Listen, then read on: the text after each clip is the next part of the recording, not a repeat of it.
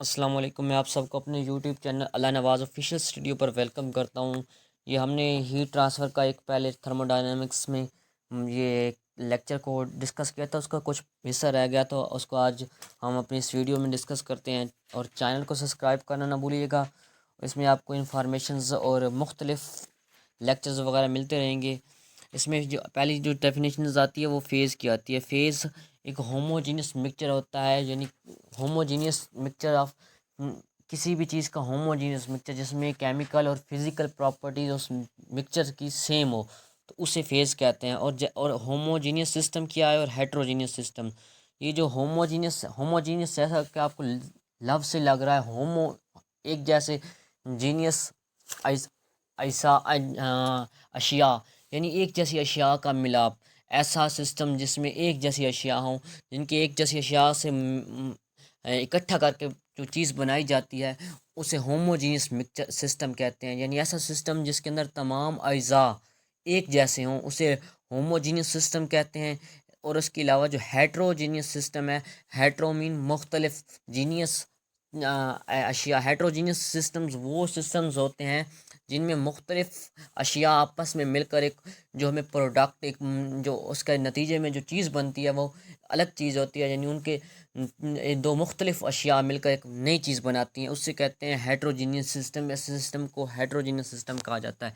फिर आ जाता है माइक्रो एंड मैक्रो। अच्छा, यहाँ पर हम देख चुके हैं, ये आपको मैं थोड़ा सा जूम करके दिखा सकूँ। जो मैक्रो होता है वो हमेशा मैक्रो और माइक्रो माइक्रो इंतहाई छोटी अज्जा को देखने के लिए इस्तेमाल किया जाता है। जैसे माइक्रोस्कोप होती है और मैक्रोस्कोप होती है बड़ी अज्जा को देखने के लिए। ये माइक्रोस्कोप यानी जो छोटी अज्जा को, यहाँ पर है माइक्रो एंड मैक्रो पॉइंट्स। जो माइक्रो मैक्रो होते हैं वो छोटे पॉइंट्स होते हैं, और जो मैक्रो होते हैं वो बड़े पॉइंट्स होते हैं। इसके बाद ये हम यहाँ पर इन दोनों के डिफरेंस को डिस्कस करते हैं, इनके दरमियान डिफरेंस क्या है। ये जो होता है, पहले पहले हम इसको डिस्कस करते हैं मैक्रो को। इसमें हम इसकी ये लिखते हैं, the microscopic approach is a certain quantity of a matter is a consider without taking into account event according to their molecular levels. यानी जो है ना, आपके पास कोई भी एक, यानी कोई जिस्म है, या एक, आप समझ लें कि आपके पास कोई स्केयर टाइप का एक स्केयर टाइप है, उसमें उसमें स्केयर टाइप की शेप है, उसके अंदर जो गैसेस, आप सिलेंडर ले लें, सिलेंडर है, तो उसमें आपके सामने गैस के मॉलिक्यूल्स हैं। तो उसमें अगर गैस के मॉलिक्यूल्स बहुत ज़्यादा हैं, मैक्रो की मैं बात कर रहा हूँ, मैक्रो की, तो उसका अब यानी या कोई जिस्म है जिसमें हज़ार मिलियंस, 1 लाख या से ज़्यादा पार्टिकल्स मौजूद हैं, तो हम उनकी अप्रोच, उन उस पॉइंट का जो पॉइंट है, मैक्रोस्कोपिक मैक्रो पॉइंट है ना, उसको हम नहीं मालूम कर सकते। हर एक पॉइंट की जो है इंडिविजुअल, हर एक पॉइंट को हम उसका आप उसके लिहाज से उसकी मालूम नहीं कर सकते कि इंडिविजुअल बिहेवियर उस पॉइंट का क्या चीज़ है।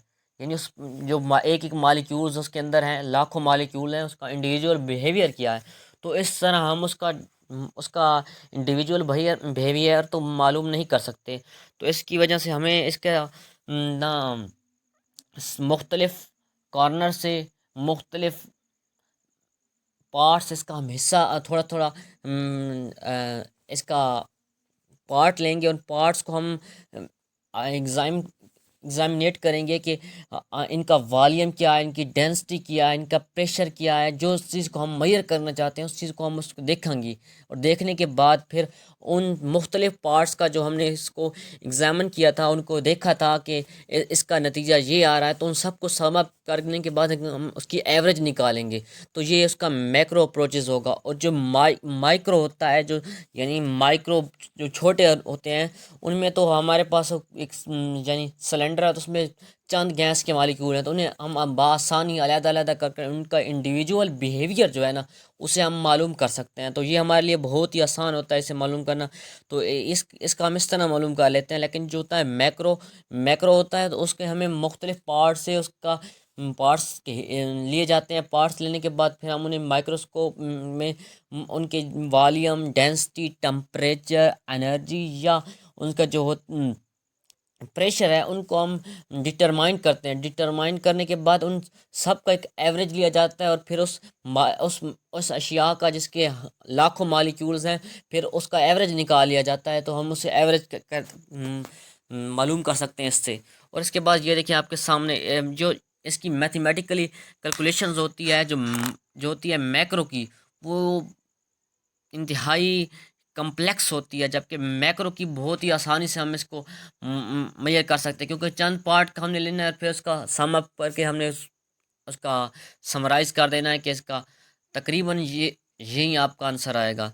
तो इसमें ये डिफ़िकल्ट होता है। और फिर इसमें देखें जो मैक्रो होता है इसमें माइक्रो होता है, इसमें large number of variable molecules होते हैं, तो फिर हमने उनको अलग-अलग डिस्कस करना पड़ता है, तो इस वजह से इनमें बड़ा डिफरेंस रहता है। फिर आगे आ जाता है हमारा थर्मोडायनेमिक्स इक्विलिब्रियम। थर्मोडायनेमिक्स इक्विलिब्रियम, जैसा कि आपको पता है कि thermo mean heat, dynamics equilibrium यानी जहाँ पर वो मैंने आपको पहले भी एग्जांपल पिछले लेक्चर में भी दे चुका हूँ कि यानी आपके पास एक गर्म रॉड होता है तो आप उसको ठंडे पानी में रखते हैं, तो ठंडे पानी में रखने के बाद एक टाइम आएगा कि रॉड में जो रॉड होगा और पानी का टेम्परेचर दोनों का सेम हो जाएगा, उसे थर्मल इक्विलिब्रियम कहते हैं। अच्छा, ये वो थर्मल इक्विलिब्रियम होता है। इसको कंडीशन को मुकम्मल करने के लिए थर्मल इक्विलिब्रियम के लिए एक जिस्म को आने के लिए थर्मल इक्विलिब्रियम में तो उसके 3 कंडीशंस को सेटिस्फाइज करना पड़ता है। एक उसकी है थर्मल इक्विलिब्रियम, फिर मैकेनिकल इक्विलिब्रियम और फिर आता है केमिकल इक्विलिब्रियम। अब जो होता है थर्मल इक्विलिब्रियम यानी टेम्परेचर जो होता है ना, टेम्परेचर वो टेम्परेचर हम उसका सेम रहना चाहिए। टेम्परेचर अगर उसका सेम रह गया तो अभी हम कह सकते हैं कि ये थर्मल इक्विलिब्रियम यानी पूरा एक बॉडी है उसके अंदर टेम्परेचर सेम रहे, उसके अंदर टेम्परेचर चेंज ना हो, तो उसे थर्मल इक्विलिब्रियम कहते हैं। तो वो इसकी एक कंडीशन मुकम्मल हो जाएगी। फिर आ जाता है मैकेनिकल इक्विलिब्रियम। मैकेनिकल इक्विलिब्रियम यानी अगर उसका मैकेनिकल इक्विलिब्रियम में यानी उसकी फोर्स या प्रेशर या फोर्स, क्योंकि प्रेशर अगर उसका टेम्परेचर कांस्टेंट रहा है तो फिर उसका प्रेशर भी साफ ज़ाहिर बात है कि कांस्टेंट ही रहेगा। तो जो मैकेनिकल इक्विलिब्रियम होता है उसमें उसका प्रेशर और जो होती फोर्स, क्योंकि pressure P is equal to pressure जो होता है मैस और वॉल्यूम होता है, तो यानी उसका जो फिर प्रेशर अगर भी सेम रहे और फोर्स भी सेम रहे तो वो उसकी मैकेनिकल इक्विलिब्रियम होती है। और फिर केमिकल इक्विलिब्रियम ये होता है कि यानी उसमें कोई रिएक्शन टेक प्लेस ना हो। यानी अगर आपके पास दूसरा एक कंटेनर है, कंटेनर के अंदर आपके पास दो किस्म की गैसेस मौजूद हैं, एक कार्बन डाइऑक्साइड है और एक ऑक्सीजन है। उनकी कंपोजिशन होगी वो रिएक्टेबल गैसेस हैं, तो आपस में रिएक्ट कर जाएंगी, तो उनके अंदर तो वो जो होगा जो केमिकल इक्विलिब्रियम में कायम नहीं होगा। एक इसी तरह एक हम एक और बॉक्स ले लेते हैं, उसके अंदर या कंटेनर लेते हैं, एक सिलेंडर ले लेते हैं, तो उसके अंदर हम ले लेते हैं कार्बन डाइऑक्साइड, और कार्बन डाइऑक्साइड ही उसमें मौजूद होती है। तो उस कार्बन डाइऑक्साइड उसमें मौजूद होगी तो उसमें आपस में वो रिएक्ट नहीं कर पाएंगे, तो इसका मतलब तभी उनकी जो है ना केमिकल इक्विलिब्रियम सेटिफाइज होगा। अगर इनमें से कोई भी एक कंडीशन भी फुलफिल नहीं होती तो हमारा जो थर्मोडायनामिक इक्विलिब्रियम है वो कायम नहीं होगा। तीनों कंडीशंस का मुकम्मल होना बहुत ही ज़रूरी है। एक पहली थर्मल इक्विलिब्रियम में आपका टेम्परेचर मुकम्मल होना चाहिए, यानी पूरा होल द सिस्टम जो है टेम्परेचर सेम रहे। और जो मैकेनिकल इक्विलिब्रियम है, मैकेनिकल इक्विलिब्रियम में आपका जो है फोर्स और या प्रेशर ये चीज़ें आपस में सेम रहे। अगर ये सेम उस जिस्म में रहती हैं तो अब तो वो मैकेनिकल इक्विलिब्रियम में है। और उसके बाद जो होता है केमिकल इक्विलिब्रियम में आपको बता चुका हूँ कि उसके अंदर जो एलिमेंट्स मौजूद हैं, जो एटम्स मौजूद हैं, वो आपस में रिएक्ट करके नई चीज़ ना बनाएं। इसके बाद हम बात करेंगे प्रॉपर्टीज़ ऑफ सिस्टम। इसके बाद आ जाता है properties of system. Properties of system वो सिस्टम होता है यानी जो जिस कंडीशन पे पहुंच चुका है लेकिन ये नहीं पता कि वो किस तरह से कंडीशन में पहुंचा है। इसकी दो प्रॉपर्टीज इंटेंसिव प्रॉपर्टीज़ और एक्सटेंसिव प्रॉपर्टीज़। पहले हम आपको बताते हैं कि इंटेंसिव प्रॉपर्टीज़ क्या होते हैं।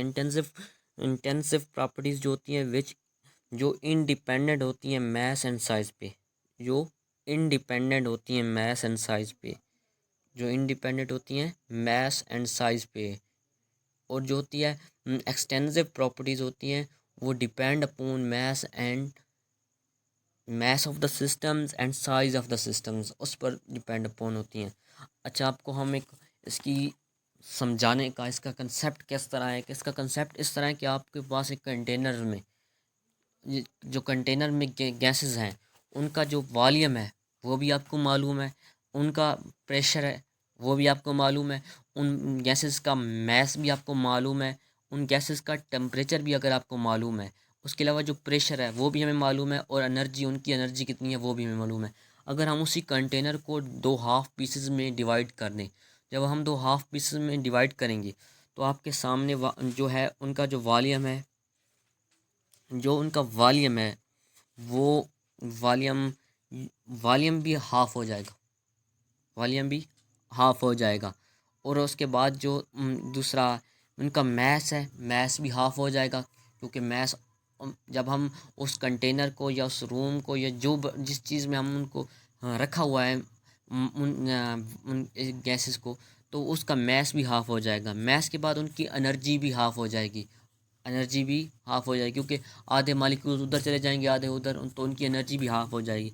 बाकी हमारे पास उस कंटेनर में क्या क्या चीज़ मौजूद थी? डेंसिटी थी, टेम्परेचर था और प्रेशर था। डेंसिटी और प्रेशर और टेम्परेचर करता था, जो चीज़ें चेंज हो गई यानी वॉल्यूम हाफ़ हो गया था वो एक्सटेंसिव प्रॉपर्टीज़ है, और मैस भी हाफ़ हो गया था वो भी एक्सटेंसिव प्रॉपर्टीज़ है, और एनर्जी भी हाफ़ हो गई थी वो भी एक्सटेंसिव प्रॉपर्टी है। और इंट्रिंसिक प्रॉपर्टीज़ में आ जाता है फिर प्रेशर बढ़ जाता है, क्योंकि प्रेशर दोनों में सेम रहेगा, जो डेंसिटी है वो दोनों में सेम रहेगी, और टेम्परेचर भी दोनों में सेम रहेगा। तो इस तरह हम इसको भी मालूम कर सकते हैं। अगर आपको कोई चीज़ की समझ नहीं आ रही कि किस तरह से मालूम करना है तो इसे मालूम कर सकते हैं। और इसके बाद एक और इम्पोर्टेंट पॉइंट ये है कि अगर टू एक्सटेंसिव प्रॉपर्टीज़ की रेशो जो हो, यानी टू एक्सटेंसिव प्रॉपर्टीज़ आपस में डिवाइड हो रही हैं, जैसा कि मैस और वॉल्यूम, तो हमें जो प्रॉपर्टी मिलेगी वो इंट्रिंसिक मिलेगी प्रॉपर्टी। एक्सटेंसिव अगर दो उनकी रेशो है तो एक्सटेंसिव प्रॉपर्टी हमें नतीजे के तौर पर मिलेगी। ठीक है, चैनल को सब्सक्राइब करना ना भूलिएगा। फिर मिलते हैं नेक्स्ट वीडियो में।